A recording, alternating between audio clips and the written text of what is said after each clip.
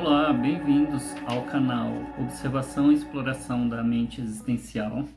Hoje a gente vai dar continuidade à leitura do livro que eu comecei no vídeo passado. Falei um pouco sobre o prefácio. Então, quem chegou agora e pela primeira vez no canal e não viu nenhum vídeo, esse vídeo ele está vinculado a uma playlist que chama Leituras. Eu vou deixar o link da playlist e eu costumo fazer também reflexões a partir de algumas práticas diárias. Eu costumo deixar também nos comentários alguns canais de YouTube que eu acompanho, que estão relacionados com essas práticas de autoconhecimento. E mais o enfoque desses vídeos e dessa playlist é a leitura de um livro. Esse é o primeiro livro que eu comecei a fazer a leitura.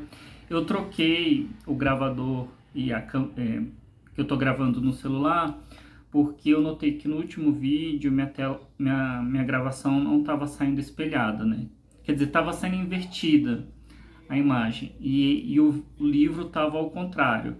Então, eu não sei se nessa gravação vai ficar boa a capa do livro, vai ficar certinha, eu vou fazer esse teste. Mas esse livro que eu estou lendo, ele chama Siddhartha, de Hermann Hesse, né? Não sei se estou soletrando corretamente, mas é um livro que eu já me admirei, assim, desde o prefácio dele. E agora eu já terminei o primeiro. Os capítulos são curtinhos, eu terminei o primeiro, eu fiz algumas anotações aqui para me ajudar. Então, o livro ele vai apresentar a jornada do Siddhartha, que é chamado Siddhartha de Hesse. Aqui, né, esse Siddhartha que é o personagem principal, ele tem um melhor amigo, que é o Govinda, que no livro está escrito Govinda mesmo, porque depois eu fiquei na dúvida se não era o Govinda, que tem relação com o Buda histórico, que a gente conhece. Eu acho que no livro eles usam essa palavra e eu fiz uma busca na internet. Govinda pode ser outros nomes também, e aí pode ser o que vocês conheçam como o Buda tradicional. Então a história desse Siddhartha, ele é grande amigo não é a história do Buda, mas a história de um grande amigo dele, amigo de infância. E o Buda tradicional, esse que aqui no livro é chamado de Govinda, ele tinha pais muito ricos, né? Porque é a história do Buda, né? Desse Buda histórico. Ele tinha pais muito ricos e os pais do Buda também eram o que eles chamam de Brahmani, né? Não sei se eu estou soletrando corretamente. O Siddhartha, que é o personagem principal do livro, ele também é filho de Brahmanes, que são... os Brahmanes, eles são como se fossem os intelectuais. A profissão deles era ligada eram sacerdotes, ou então eram filósofos, eram os detentores do saber. Então também eram considerados nobres, né? Tanto Govinda, que seria o Buda, quanto Siddhartha, que é o personagem principal desse livro, eles são filhos de classes mais privilegiadas, né? E de castas mais privilegiadas. Então a história já começa mostrando o quanto o Siddhartha ele tinha uma vida perfeita, os pais, principalmente a ligação dele com o pai, né, era muito grande, um pai intelectual, um personagem admirável dentro da sua casta, dentro da sua comunidade, dentro da sua sociedade.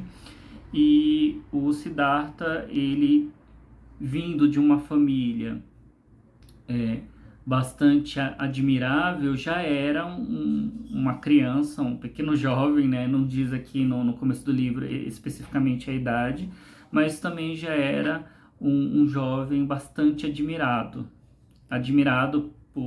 pela sociedade e visto com um futuro muito promissor dentro dessa casta. Ele e o Govinda, eles gostavam de sair para meditar e faziam todas as práticas religiosas. E Diferente do Govinda, que almejava a busca pela iluminação por meio dos ensinamentos que recebia dos seus pais, o Siddhartha ele tinha alguns questionamentos. Ele sentia que algo faltava, né? Ele sentia o que chama um desassossego, né? Ele tinha visões, ele sentia como se o coração não fosse saciado, mesmo ele estando dentro de toda essa estrutura, né, dita como bastante privilegiada. E isso é o start. É interessante quando o livro traz essa questão do qual que é o primeiro passo nos indivíduos que os motivam a fazer buscas mais espiritualizadas, o que motiva as pessoas a saírem do desejo pela matéria e fazerem buscas para além daquilo que é compreendido ou para além daquilo que é estipulado pela sociedade como o correto a ser buscado, né? Seja riqueza, seja, sei lá, bens materiais no geral, né? Ou aspectos relacionados à própria imagem, status social, o que faz com que essas pessoas, né, independente das classes sociais, tenham esses starts. E acho que é daí que vem essa primeira informação, né, que é a leitura de si, né, a busca por compreender aquilo que se sente lá dentro gera o questionamento. Isso eu achei muito interessante já no começo do livro. No começo do livro ele vai falar o quanto tanto Siddhartha quanto o amigo dele, o Govinda, faziam as práticas e meditações focadas no Om, né? O Om, que é o O e M, eu até gosto bastante eu já fiz algumas meditações repetindo o mantra Om, e eu só trouxe aqui, até tá nas siglas do canal, né? Se vocês repararem, eu construí o canal onde as siglas tem o O e o M, porque eu gosto muito de fazer meditação recitando esse mantra. O Om, ele tem é o significado que inclusive está no livro, tá? Não sou o grande expertise nisso. Mas no livro até explica, né, que o Om significa o presente, o passado e o futuro, ou o mundo inteiro expressado em uma única sílaba. Ele é pronunciado de diferentes maneiras e simboliza coisas diversas. Eu já escutei também que o Om, ele é a reprodução do som do cosmos. Se o cosmos tivesse um som, seria o som de Om. E quando as pessoas entonam mantras entonando esse som de Om, elas entram em mais harmonia com o restante do universo. Então, como Deus é representação, ele não é representação, mas ele tem essa significação do todo, então entonar o Om é uma forma de se aproximar daquilo que seria mais absoluto, né? Absoluto no sentido de sagrado. E é muito interessante eles focarem que as práticas do Siddhartha e do Govinda, que também no começo fala Gotama, né? E aí ele chama o Gotama de Govinda, que seria o Buda histórico, né? Os dois fazem muitas meditações entonando esse mantra Om, bem como outros mantras, e o livro vai relatando esse desconforto do Siddhartha em relação àquilo que ele sente no seu âmago. E ele olha para o pai, o pai como um exemplo a ser seguido. Ele sente que algo falta. Ele sente que, mesmo o pai sendo um Brahmane, que é uma representação do intelecto, ele olha para o pai e não vê o pai alcançando a plenitude que o pai tanto almeja nas suas práticas diárias de busca pela iluminação. E o pai comenta, né, e apresenta para o filho essas buscas em busca do Brahma, que eu até anotei aqui também, que o Brahma significaria o mundo celeste, a alma universal, a força eterna infinita. e ele olha para os outros brahmanes que buscam esse pisar nesse mundo celeste e é sempre inalcançado. E aí ele começa a se questionar se existem outros caminhos a serem seguidos para além daquilo que ele percebe como realidade. E ele está fazendo meditações bastante intensas junto com um amigo, e ele passa várias horas fazendo meditação até que ele chega para o amigo.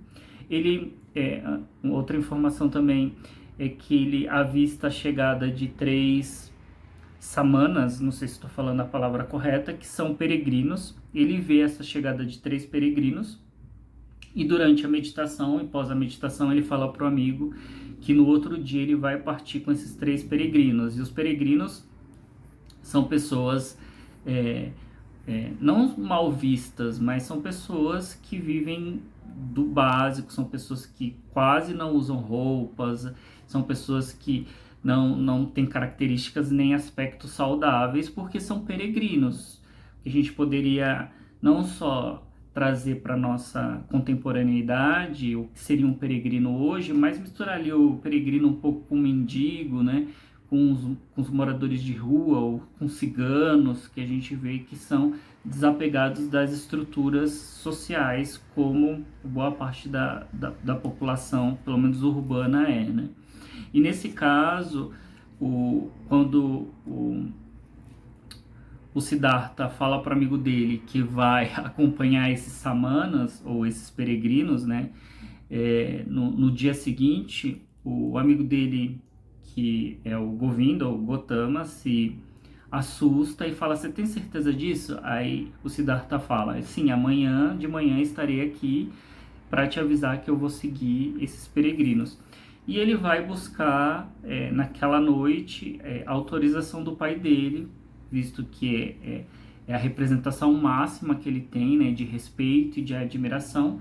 E logo ele percebe a frustração, e o pai diz, né, sem palavras iradas, mas comenta sobre a frustração que ele tem ao receber essa notícia.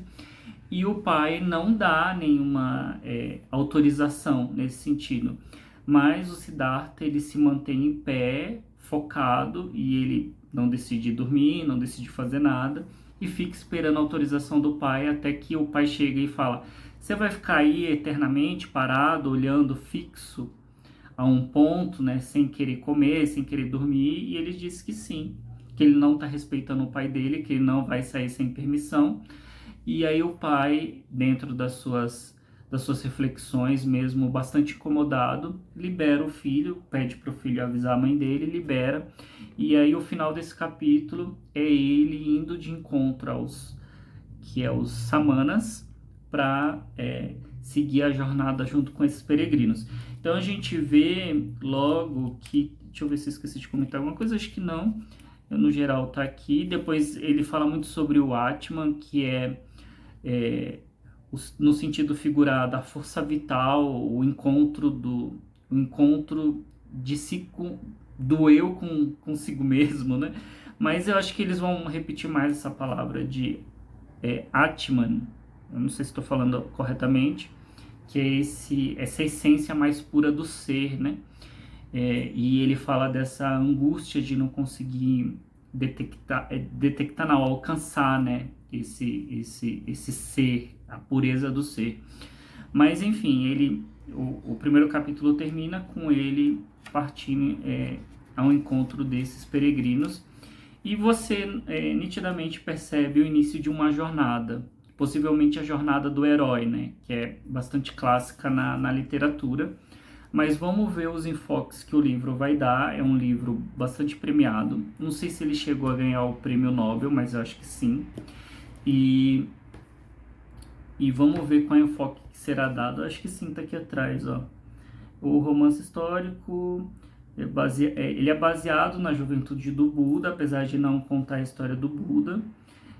Vencedor do prêmio Nobel, sim. Então é um livro bastante premiado, e eu fiquei empolgado para saber como será essa jornada. E espero vocês aí no próximo vídeo. Continuo com as minhas práticas, enfrentando alguns desafios em função porque eu tô de férias, não tô na minha residência de costume, né? Pelo menos no lugar na cidade onde eu costumo trabalhar, e as práticas são mais desafiantes quando você está fora da sua rotina. Mas mesmo assim eu tenho tentado fazer as minhas meditações e tenho tentado fazer as leituras aqui, né? Seguir as práticas do curso em Milagres também, mas eu comento sobre isso nos vídeos anteriores e convido aí para quem está me acompanhando ou quem for me acompanhar no futuro aos próximos vídeos. Eu tô vendo aqui fazendo o teste que esse vídeo ficou mais longo, mas eu vou manter esse, talvez tenha sido aí uma exceção. Não sei se os próximos serão mais longos como esse, e espero que eu esteja aqui nos próximos vídeos e que a gente possa se encontrar aí no decorrer dessa jornada do Siddhartha.